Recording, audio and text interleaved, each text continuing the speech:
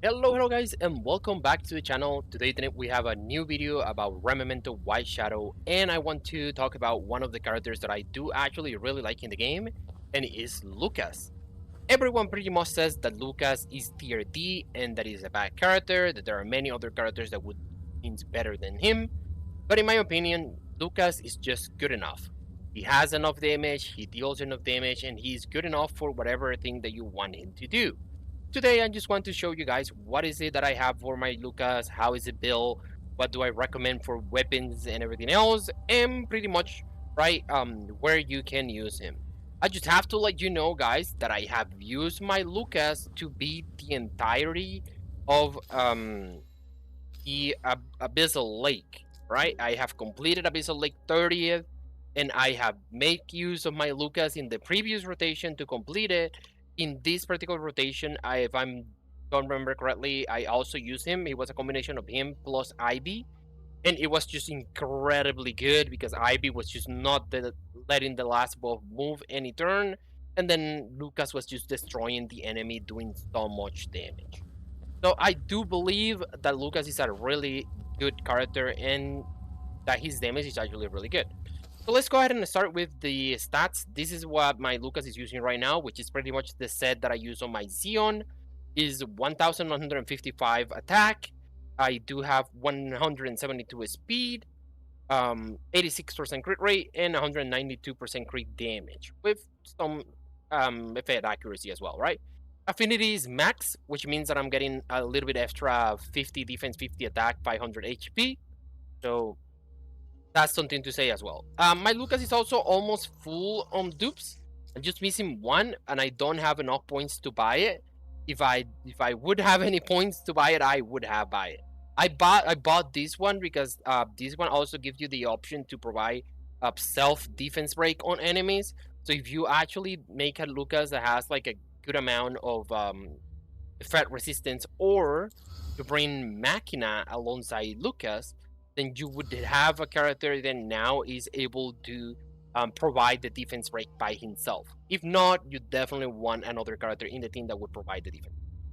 So this ability is 176% damage to a single enemy, 70% chance to provide a defense break on the enemy. Defense break is 70% armor reduction.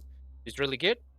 Second skill deals a lot of damage. Is 263% attack damage to one enemy, and it does have a 100% chance to inflict this debuff, which is for the enemy to take one extra guard damage whenever you attack them with an element that is opposite of the element that they have. Keep in mind that this is still vulnerable to resistance checks. So if you don't have a good amount of effect accuracy, the enemy may resist this debuff, even though it's 100%. But every single time you will try to apply the debuff to the enemy. So the other thing that you have with Lucas is that he's the only unit. I don't think that there is any other one. I have been checking, and he's the only unit with an ultimate skill that is only 2 turns cooldown. It deals 232% attack as damage to all enemies. So it's an AoE skill. So this character is a good combination of single target and AoE damage. And the damage of this skill is double if you're attacking an enemy that has the guard break, right? So if the enemy is broken, the guard is broken, you will deal double damage with Lucas, which is crazy good. So let's go ahead and show you guys a quick demonstration of how much damage this character is able to do. So before that, just let me you know, this is the team that I'm using with him. Combination of Diana plus Pluto. Then Zeri, if you don't have Diana, maybe you can do something like instead of bringing Pluto, you can go with Machina. And instead of bringing Diana, you can go with Ravi. And then Ravi will be the one defense breaking the enemy. And then your Machina will be providing attack and crit damage. In that scenario, just make sure that you have enough crit rate on your Lucas so you're not missing crits, because it is really, really bad. For the armor set, I'm going with crit damage plus crit rate. I'm going crit rate, speed, and attack for the substats. And the weapon, I'm using the weapon for Xeon, which is really good. It provides you with like a little bit of a shield there, and it also has crit damage increase of about 15%. Aside from that, is one of the highest base attack weapons in the game, 306, which is really, really good as well. So let's go ahead and check it out. We're going to be testing this with Emon.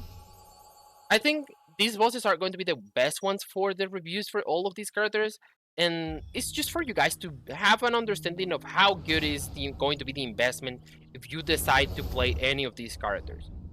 I actually went in with the incorrect team, so let's go ahead and random here. All right, let's go back in. I need to change my team.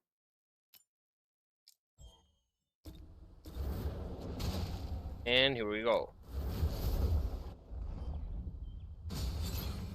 So the combination is simple. Diana is going to start with her ultimate skill. Then we have Pluto. And then we can attack, right? We can go with an ultimate skill here right away. There's no problem with doing so. 8,000 damage with that ultimate.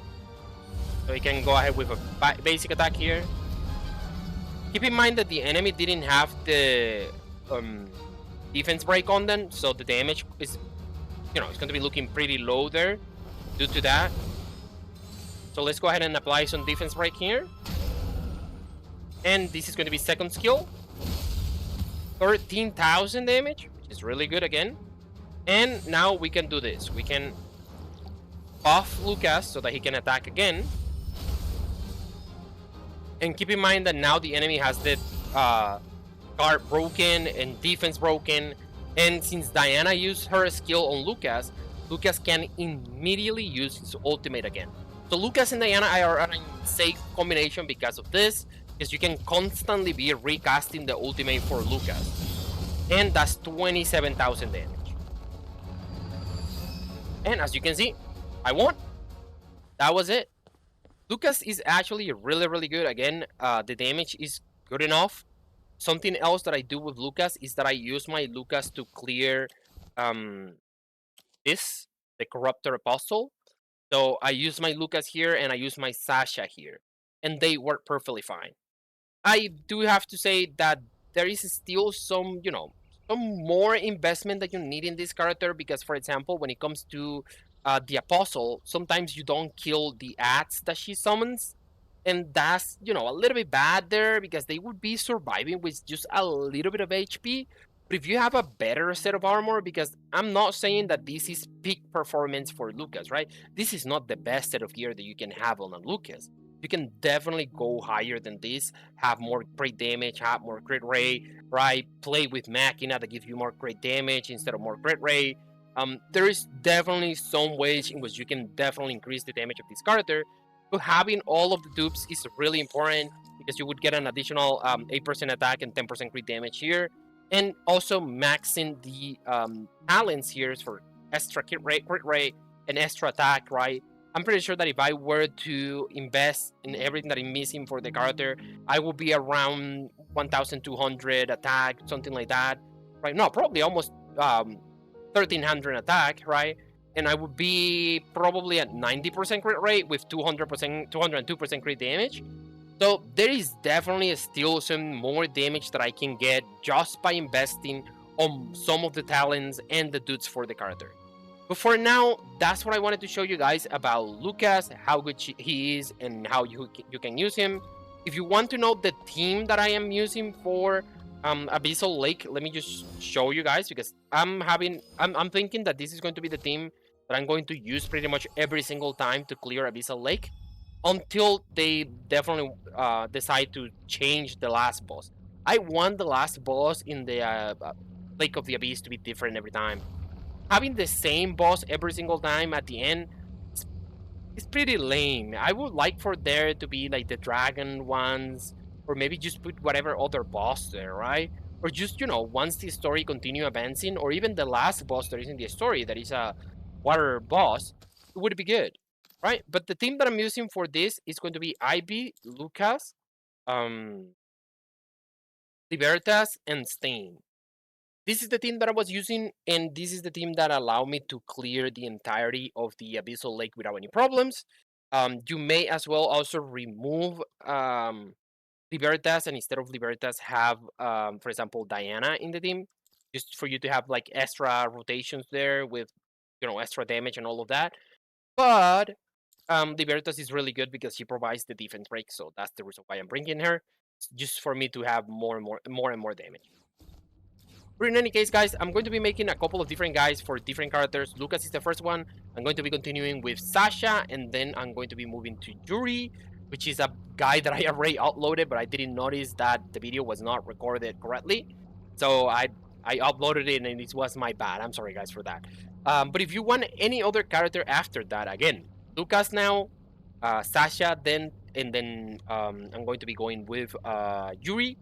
So if you want me to add any other character to the list, you can see here the list of characters that I have, and just let me know which character you want me to make a guide about next. These are all of the characters that I currently have, and I'm working on leveling them up. Even if they are not level 80 right now, you can just tell me, hey, can you do a guide about this character? And I will for sure level it up to 80. And I'm going to invest as much as I can on those characters, and then we can make a guide for it. For now, guys, thank you so much for being here. I hope that you enjoyed the video and that you start building your Lucas, because Lucas is definitely a good character and not at all a DT. See you in the next one.